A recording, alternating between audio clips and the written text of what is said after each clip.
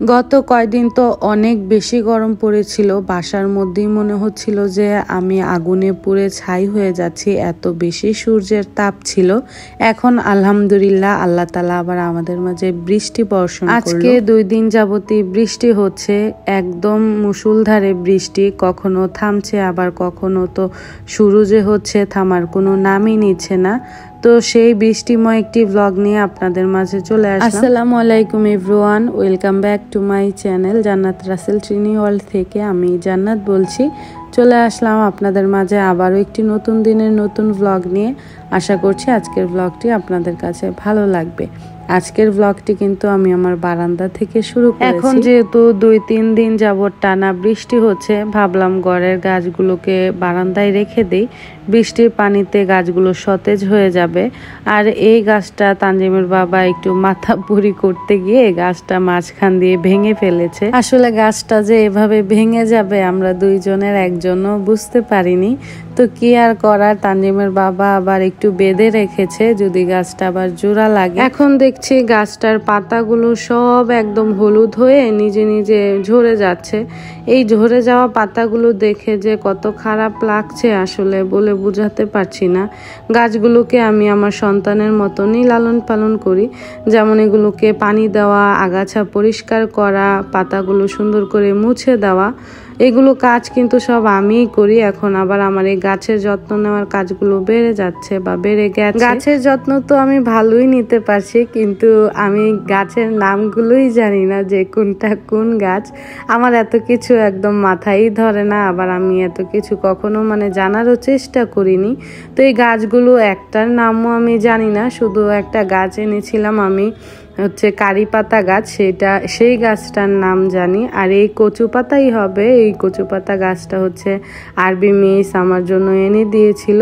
তো সবগুলো গাছই আমি দেখছিলাম। এই অ্যালোভেরা গাছটা আমাকে আমার পাশের বাসার ছোট বোনটা গিফট করেছিল। আলহামদুলিল্লাহ গাছটাও এখন মাশাআল্লাহ বড় হয়েছে। গাছ দেখে তো আর আমাদের পেট ভরবে না, আমাদের তো খেতে হবে, তো খাওয়ার জন্য কিন্তু রান্নাও করতে হবে। তো আমি রান্নাঘরে চলে আসছি, সবকিছু জোগাড় করে নিয়েছি, আজকে যা যা রান্না করব। বাইরে তো মুষলধারে বৃষ্টি পড়ছে, বৃষ্টি থামার তো নাম নেই। আর বৃষ্টির মধ্যে কিন্তু বাঙালিদের খিচুড়ি মাস্ট খেতেই হবে। তো আমারও কিন্তু সেম অবস্থা, আমার তো বৃষ্টি পড়লেই খিচুড়ি খেতে ইচ্ছে হয়। সেজন্য আজকে খিচুড়ি রান্না করব আর গরুর মাংস রান্না করব। আজকে ভুনা খিচুড়ি করব, সঙ্গে বেগুন ভাজা করব, একটু মাছের ভর্তা করব। আমি বিকেলবেলা রান্না বান্না শুরু করছি।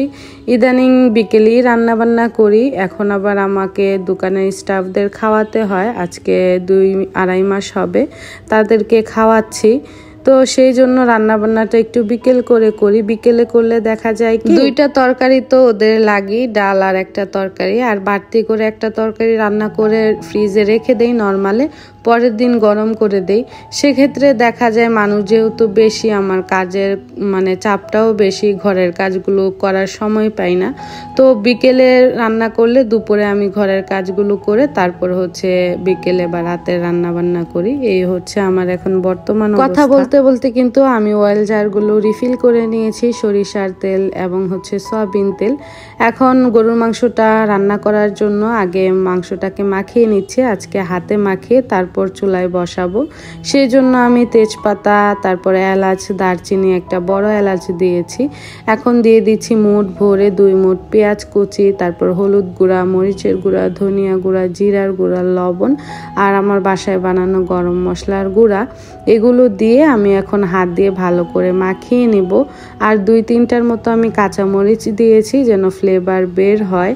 তো এখন হচ্ছে একটু সরিষার তেল দিয়ে দিচ্ছি, মাঝখানে তো ভুলে গিয়েছিলাম, মাখানোর সময় মনে হয়েছে। ইদানিং আমার একটা নতুন সমস্যা বের হয়েছে, আমার কোনো কথা বা কিছুই মনে থাকে না। সকালে যদি একটা কথা কেউ বলে, বিকেলবেলা আমি নিজেই ভুলে যাই। মাংসটা আমি ভালো করে হাত দিয়ে মাখিয়ে নিয়েছি, এখন চুলাটা অন করে মাংসটা বসিয়ে দিলাম।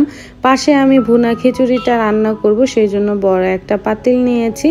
আজকে বাসার জন্য ভুনা খিচুড়ি রান্না করব। দোকানে ছেলেদের বলেছিলাম তোমরা কি খাবে, ওদেরকে অপশন দিয়েছিলাম ভুনা খিচুড়ি, পাতলা খিচুড়ি, না ভাত না পোলাও। তো ওরা বলেছে যে গরুর মাংস দিয়ে আর ডাল দিয়ে ভাত খাবে, সেজন্য ওদের ভাত রান্না করেছি ওদের জন্য, আর আমাদের জন্য আজকে একটু ভুনা খিচুড়ি রান্না করছি। আমার তো খিচুড়ি লাগবেই আজকে, কোনোভাবেই আজকে মিস করা যাবে না। তানজিমের বাবাও বলছিল খিচুড়ি রান্না করার জন্য সরিষার তেল গরম করে নিয়ে তারপর 1 মুঠ পেঁয়াজ কুচি দিয়েছি, কিছু আস্ত মশলা দিয়েছি, দারচিনি, এলাচ, তারপর তেজপাতা, এগুলো দিয়ে একটু ভেজে নেওয়ার পর আদা রসুন বাটা দিয়েছি। আদা রসুন বাটা, লবণ ভালো করে ভেজে নেওয়ার পর একটু পানি দিয়েছি আর সম পরিমাণ আমি মশলা দিয়েছি। যেহেতু ভুনা খিচুড়ি রান্না করছি মশলা কিন্তু বেশি প্রয়োজন হবে না, বেশি মশলা হলে দেখা যাবে খিচুড়ি থেকে মশলার ফ্লেভার আসবে, তখন আবার ভালো লাগবে না খিচুড়িটা। মশলাগুলো যখন ভাজা হয়ে গেছে, তেল উপরে উঠে আসছে, তখন আমি খিচুড়ির চাল ডাল দিয়েছি। এখানে আমি 1 কেজি চিনি গুঁড়া পোলাওর চাল নিয়েছি, 1 কাপের মতো হবে মসুরের ডাল আর মুগ ডাল নিয়েছি। এগুলো একসাথে ভালো করে ধুয়ে নিয়েছি। চাল ডাল ভালো করে ভেজে নিতে হবে। যখন চাল ডাল থেকে একটা সনসন শব্দ আসবে তখন বুঝতে হবে যে ভাজা হয়ে গেছে। সেই ক্ষেত্রে পানি দিয়ে না খিচুড়িটা রান্না করলে খিচুড়িটা ঝরঝরে থাকে। খিচুড়ি বলেন, পোলাও বলেন, বিরিয়ানি বলেন, চালটা ভাজা হলেই আপনার বিরিয়ানি, খিচুড়ি বা পোলাও ভালো হবে। তো আমার কিন্তু কথা বলতে বলতে খিচুড়িতে পানি দেওয়া হয়ে গেছে এবং খিচুড়িটা আমি দমেও বসিয়ে দিয়েছি। পাশের চুলার গরুর মাংসটা নাড়াচাড়া দিয়ে নিচ্ছি। মাংস আমার প্রায় কষানো হয়ে গেছে। চুলাটা একদম লো করে আমি আরো 5 মিনিট মাংস কষিয়ে নেব, তারপর ঝোল দিব। তো খিচুড়িটা আমি দমে দেওয়ার পর আরেকবার নেড়ে দিয়েছিলাম, উপর নিচ করে দিয়ে এখন হচ্ছে আমি একটু আচার দিয়ে দিচ্ছি। এটা হচ্ছে জলপাইয়ের আচার। জলপাইয়ের আচার দিয়ে দিচ্ছি। খিচুড়িতে যদি আচার দেওয়া যায় না তাহলে খিচুড়ির ফ্লেভার দ্বিগুণ বেড়ে যায়, খেতেও কিন্তু বেশ ভালো লাগে, আচারের একটা ফ্লেভার আসে।